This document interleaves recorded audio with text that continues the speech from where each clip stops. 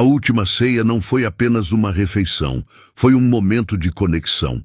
Jesus reuniu aqueles que amava para algo muito maior que comida.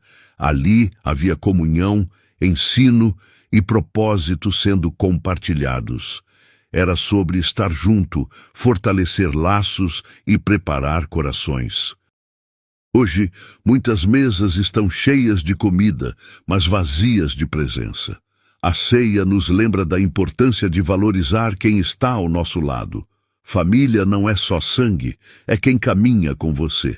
Propósito também se constrói em momentos simples do dia a dia. Estar presente é um dos maiores atos de amor que existe. E você? Sua mesa tem sido lugar de conexão ou distração?